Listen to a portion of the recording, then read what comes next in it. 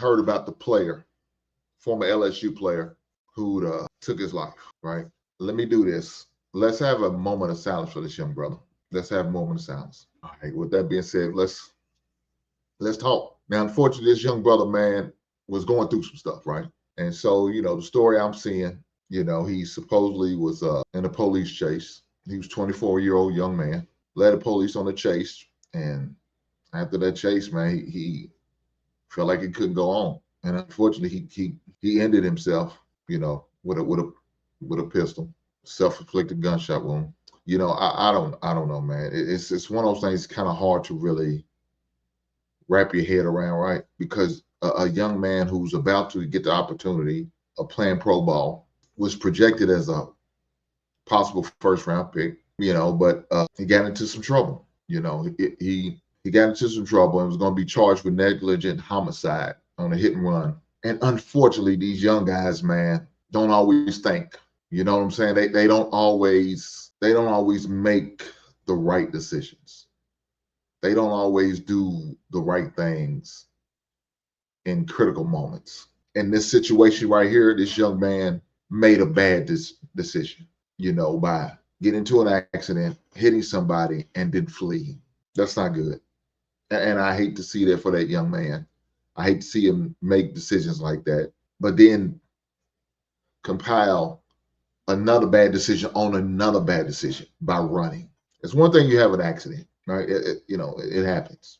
Now, I don't know whether you was under influence is the reason why you feel like the need to fled and didn't want to get a DUI on your record. I don't know. But to run.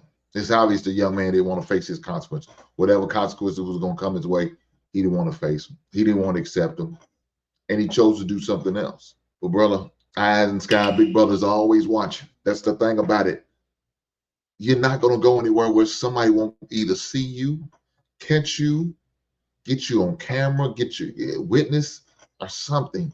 Now, I don't know if this happened around campus or in maybe downtown Louisiana, or wherever county he was in or city he was in. I don't know. But it got to the point where you felt the need to take your own life, man. That's rough, man. Let me say this. Suicide is one of the most selfish things you can do because you're only thinking about self and what self-gratification you're going to get out of it. You're not thinking about the people that it's going to affect, your family members, your loved ones, your parents, your siblings, maybe your own kids if you have any. And there's no coming back. You can't ask the good Lord for forgiveness after you already ended. It's over. It's over. So unfortunately, everything that happened this weekend wasn't all positive. So I definitely want to make sure I talk about it because one thing I always do on a regular basis, and that is talk about Black men protecting themselves at all times. And one of the things I say about protecting yourself at all times, your mental. And I always say, well, you got to get on somebody's Zoom meeting or get on somebody's couch. Do what you got to do for your mental. I can't never say that enough because that's very important. I know the challenges as a brother, man, we go through a lot on a daily basis. And sometimes those challenges can wear on you to the point where you feel like the weight of the world's on your shoulder. You feel like Atlas out there every day. But somehow, some way, you got to make sure you continue to push forward. And if that means you need to get in a circle of men, confide in a individual you can feel like you can trust, you can talk to have open and honest conversations with, man, fellas, do that.